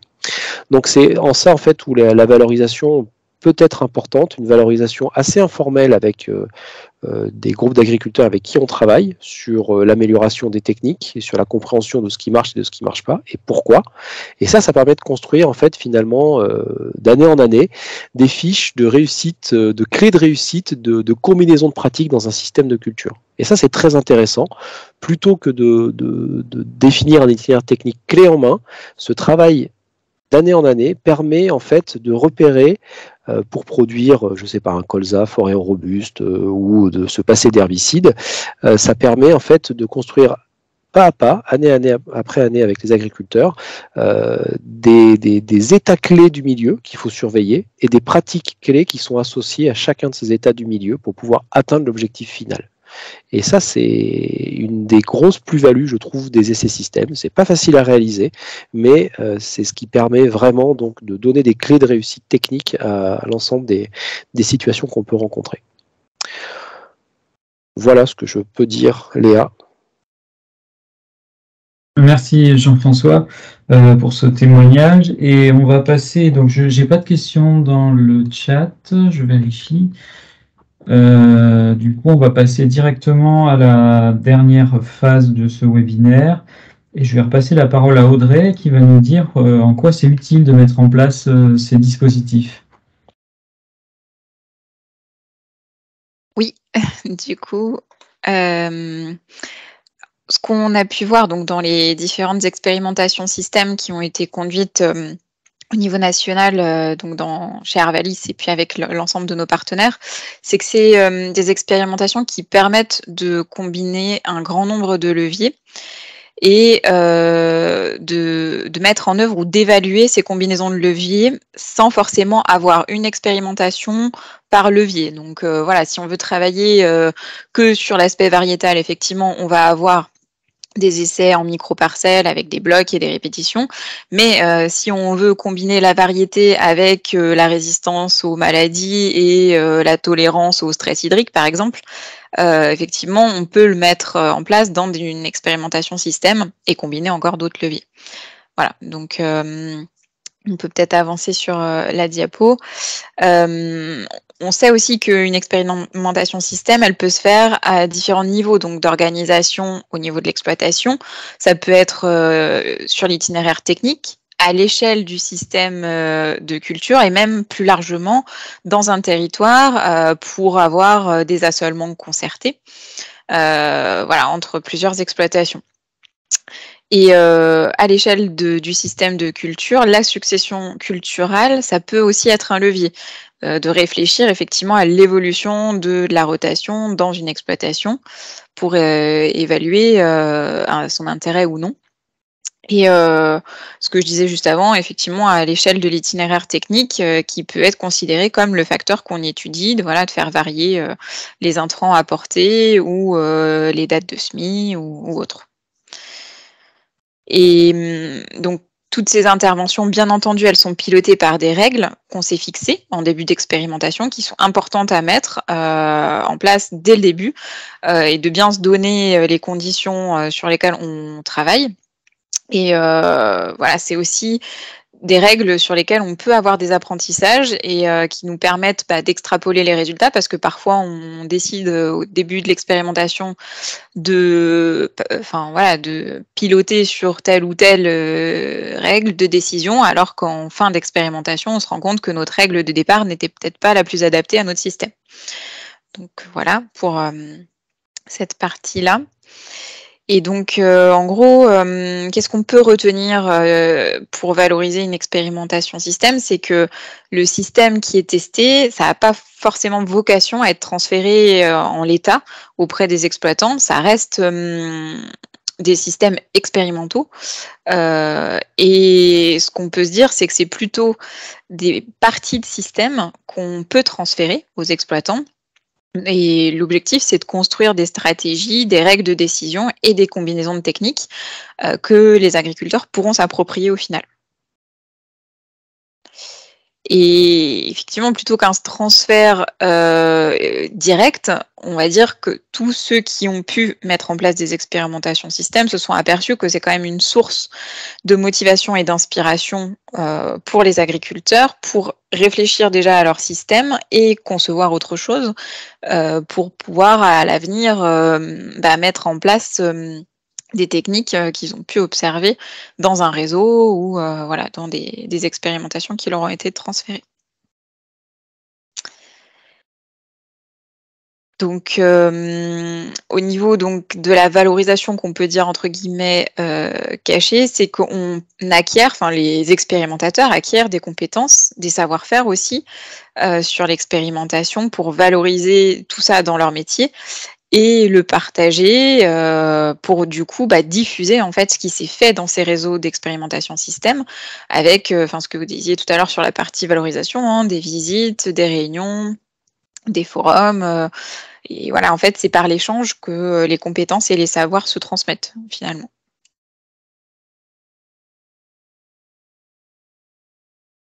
Merci beaucoup, Audrey. Je propose, Thomas, qu'on prenne quelques questions sur tout le webinaire, sur l'entièreté du webinaire avant de passer à ta conclusion. Oui, mais je n'ai pas de questions en suspens dans la conversation pour l'instant. Donc, si ça veut dire que tout est clair, j'imagine. Je vérifie. Non, pas d'autres questions pour l'instant. Ah, il y a une question de Nicolas qui est arrivée. Quelle a été votre approche de l'évaluation de la multiperformance?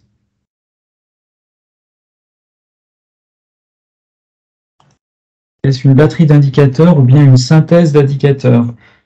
Je pense qu'on a eu à peu près tous la même approche, mais Léa, je te laisse répondre pour des signes. Donc, si je comprends, synthèse d'indicateurs, ça serait des indicateurs agrégés. Donc, sur des signes, en tout cas, oui, c'est ça l'intérêt, je crois que c'est pareil. Donc, c'est plutôt une batterie d'indicateurs. Et on en a choisi, on a tenté d'en choisir quelques-uns pour chacun des pôles de la multiperformance. C'est vrai que c'est pas quelque chose de vraiment évident. Quel est l'indicateur le plus pertinent pour parler de l'impact environnemental? C'est pas forcément un choix facile. Mais on s'est plutôt situé dans ce terme, dans une évaluation non agrégée, puisque en fait, c'était déterminé par le logiciel Sister, en partie. Le Sister va calculer un lot d'indicateurs, mais ensuite, tout le travail des conseillers était d'interpréter chacun de ces indicateurs pour ensuite avoir une conclusion sur la multiperformance de l'exploitation. Il existe d'autres types de logiciels qui vont plutôt agréger sont plus dans cet esprit d'agréger les résultats pour avoir des notes et donc qui vont, au travers d'une note, permettre de déterminer la multiperformance. Et donc c'était un choix. Les deux techniques ont leur avantage. Alors oui, l'outil masque de l'INRAE, j'en ai entendu parler, mais je ne le connais pas très bien. Je ne sais pas si quelqu'un pourrait Allez, je veux bien. Là-dessus. Oui, donc on a eu une démarche commune en fait dans ce réseau d'expérimentation système où on a utilisé déjà donc de la modélisation sous Sister, ce qui permet de sortir des indicateurs de performance technico-économique et environnementale. Donc on a dans ce logiciel-là, on a isolé quelques indicateurs qui nous semblaient intéressants et qu'on vous présentera lors du deuxième webinaire la semaine prochaine, si je ne me trompe pas, Thomas, je crois que c'est ça. Hein, voilà. Donc on a des indicateurs économiques comme la marge directe, on a le temps de travail en heures par hectare, on a la consommation de pesticides, les gaz à effet de serre, ce genre de choses. Donc ça c'est une des premières choses. Et puis on peut aussi rajouter après tout autre type d'indicateurs de performance. Par exemple, nous on a rajouté plein d'indicateurs aussi sur la fertilité des sols avec des bioindicateurs, des indicateurs qu'on a mesurés, qu'on a suivis sur le terrain pour avoir une idée de l'impact des systèmes sur la fertilité du sol, ou on peut rajouter aussi d'autres modules après selon vos objectifs. Et là, on en revient toujours aux objectifs de ce pourquoi est fait votre essai système. Nous, on avait une question aussi sur les dynamiques de nutriments et les transferts de nutriments, et donc on a fait aussi, on a abordé des transferts, par exemple, d'azote, de nutriments vers les nappes phréatiques ou les eaux superficielles. Donc on peut vraiment, ça dépend de l'objectif de votre système et des objectifs que vous lui avez assignés, votre choix de comment vous abordez la multiperformance. Et souvent, il est mieux de bien discuter des indicateurs aussi avec les agriculteurs, de savoir ce qui leur parle, notamment quand on parle d'indicateurs économiques. C'est assez intéressant de les partager avec eux. Mais aussi, on a fait du masque, nous, dans notre réseau d'essais. Et on a utilisé masque notamment des fois pour estimer, avant de mettre en place les essais, c'est ce qu'on appelle de l'évaluation, alors dans le jargon, hein, ça s'appelle de l'évaluation ex ante, c'est-à-dire qu'on évalue un système qu'on conçoit sur papier avant de le tester réellement pour voir si ça va dans le sens qu'on avait imaginé en termes de performance. Donc ça, on a utilisé masque pour ça. Ou alors, si les outils ne vous conviennent pas dans les outils Cister d'évaluation multicritères, vous pouvez aussi construire votre propre grille d'évaluation multicritères avec Dexy.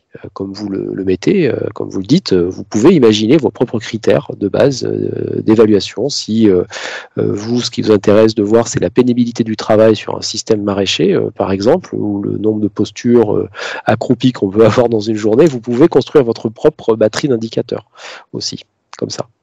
Donc là, ça dépend encore une fois des objectifs que vous avez au début, mais il existe plein d'outils pour arriver à le faire, dont Mask, dont Cister et dont d'autres aussi approches dont on peut s'inspirer. Voilà. Pour compléter, ça amène à des questions de charge de travail, d'organisation du temps de travail pour autant l'agriculteur, mais également le conseiller, puisque le choix de l'outil est vraiment à réfléchir pour cet aspect-là, puisque sinon, si on choisit plusieurs outils parce que ça répond à tous nos objectifs, mais on peut se retrouver ensuite dans une impasse au niveau du temps de travail. On a été trop ambitieux. Et c'est pour ça qu'au début, on a insisté sur, je reviens encore une fois dessus, je m'excuse, mais sur les objectifs de ce pourquoi on fait une expérimentation système. C'est-à-dire qu'on ne peut pas courir tous les lièvres à la fois, c'est pas possible. Et il faut faire des choix. Et de bien fixer les objectifs clairs, chiffrés. Du coup, on a les indicateurs finalement qu'il faut suivre et qu'il faut suivre, qu'on doit suivre, et comment du coup on peut les évaluer. Donc on a déjà une petite idée, si on fixe bien nos objectifs, du type d'indicateur qu'on va suivre et de comment on peut l'utiliser, les comparer, etc. Et ça, il faut le penser d'entrée, parce que ça va conditionner la façon dont vous collectez vos résultats et vous les organisez sous une base de données ou pas que vous a présenté Léa. Donc ça, c'est capital au début pour justement éviter de se faire dépasser en cours de route, et on se fait très vite dépasser parce qu'on veut toujours tous... ça, c'est intéressant, on est parti sur le sol, c'est super, mais quand même, derrière le sol, j'aimerais bien savoir finalement s'il maîtrise bien les adventices, s'il n'y a pas plus de maladies, mais aussi je voudrais savoir si c'est rentable, si ça permet de baisser l'IFT. Et en fait, vous voyez qu'au bout d'un moment, on mélange tout et on ajoute petit à petit un empilement d'outils pour évaluer un système qui n'avait pas été conçu au départ pour les performances qu'on est en train d'évaluer. Et c'est là, en fait, les petits pièges auxquels il faut faire attention. De ne pas toujours vouloir tout évaluer dans tous les sens. Parce qu'on se retrouve, encore une fois, je le redis, à évaluer des systèmes sur, par exemple, leur capacité à faire baisser les pesticides, alors que c'était des systèmes qui avaient été conçus pour tout à fait autre chose. Au hasard, par exemple, maintien la fertilité du sol.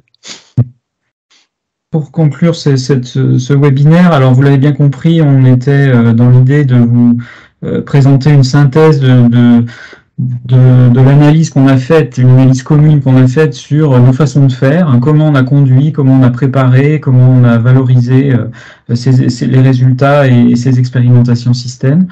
Donc j'espère, moi je pense qu'on a répondu à cet objectif. On aura, comme je vous le dirai tout à l'heure, des suites à ce travail-là. On aura des webinaires qui seront plutôt dédiés aux résultats. Mais ce qu'il faut aussi retenir, c'est ce que je disais au départ, c'est que ces dispositifs, ce sont des dispositifs long terme en tout cas sur pluriannuel, minimum 5 ans, voire jusqu'à 10 ans. Et l'idée, c'est de s'appuyer sur ces dispositifs pour répondre à différents enjeux. Et donc, on a des cycles, comme je le disais tout à l'heure en introduction, avec d'autres projets qui voient le jour. Et c'est notamment ce qu'on a voulu vous représenter sur cette diapo-là. Vous mentionnez 2 projets qui prennent un petit peu la suite, entre guillemets, de ces dispositifs. Donc, d'un côté, le projet Adaptora. Donc c'est notamment qui s'appuie sur les dispositifs Dessine, et vous voyez il y a des dispositifs qui sont mis en place avec le symbole A côté Rhône-Alpes, et donc Adaptora, on est sur le même type de démarche d'expérimentation système avec des protocoles qui sont adaptés à la problématique spécifique du changement climatique et en particulier de l'amélioration de l'efficience d'utilisation de l'eau. en système de grande culture, mais aussi de polyculture élevage pour certains. Voilà, là c'est une entrée thématique spécifique et ce projet, il a vu le jour en 2021 et il a débuté cette année en 2022. Donc on est en train de caler un petit peu les aspects méthodaux et donc forcément on s'appuie sur ce qu'on vient de vous présenter, les acquis, les enseignements des précédents projets. Et en parallèle à ça, on a un deuxième projet qui vous est présenté ici qui s'appelle RESIF et qui là concerne spécifiquement les exploitations en polyculture élevage et qui porte sur l'amélioration de la résilience des systèmes fourragers face au changement climatique. Avec là aussi donc une mise en place sur l'ensemble de la région Auvergne-Rhône-Alpes, vous voyez avec les petites pastilles R, et on s'appuie aussi sur ces acquis et enseignements des projets qu'on vous a présentés aujourd'hui. Donc ces deux dispositifs sont financés aussi par Pépite en partie, avec des cofinancements pour chacun d'entre eux. Léa, diapo suivante. Et voilà, donc pour vous dire, pour conclure ce webinaire, alors d'abord remercier les intervenants de l'après-midi, donc Jean-François Vian d'Ilizara, Ophélie Boulanger de la Chambre d'agriculture de l'Isère, Audrey Tabonne d'Arvalis, Léa Maria, donc ma collègue de la Chambre régionale, Anne Vernet aussi qui était dans l'organisation à la Chambre régionale, donc la chargée de com'. Et voilà, vous dire que maintenant on va présenter, alors on est passé sur les aspects méthodaux, enseignement, tout ce qu'on a présenté aujourd'hui, et maintenant on va se consacrer à la présentation de résultats, toujours dans une idée d'analyse transversale à nos différents projets, donc voir déjà tout ce qu'on peut valoriser en commun. Donc la semaine prochaine, le mardi 8 novembre, on sera sur l'analyse multiperformance, donc quelle performance économique, agronomique et environnementale des systèmes innovants. La semaine suivante, le mardi 15 novembre, ce sera quelle combinaison de pratiques permettent d'améliorer la fertilité des sols. Donc là, on a fait un focus sur cette thématique-là puisque nos différents projets l'ont traité. Et puis enfin, un dernier webinaire le vendredi 25 novembre qui est en priorité voilà, dédié aux agriculteurs. C'est-à-dire qu'on va regarder tout ce qu'on peut valoriser en termes d'innovation pour les agriculteurs, donc sur les grandes cultures, et les apports de ce type d'approche et de dispositif. Donc là, c'est une invitation qui sera beaucoup plus large que les premiers webinaires, là, les 3 premiers. Vous retrouvez toutes les informations sur le site de la Chambre régionale. N'hésitez pas à nous contacter, moi et Léa, pour toute question. Et de toute façon, logiquement, vous allez recevoir les invitations et les liens pour ces 3 webinaires qui viennent. Voilà, et donc pour terminer, juste pour vous rappeler quand même le cadre, donc c'était le partenariat régional agricole recherche innovation développement, et il y a quand même 3 financeurs qui ont en particulier contribué à ces différents projets. Donc c'est le Conseil régional au travers du dispositif Pépite, l'Agence de l'eau Rhône-Méditerranée Corse et le CASDAR, donc de financement de l'État. Compte d'affectation spéciale du développement agricole et rural. Merci à tous et bonne fin d'après-midi.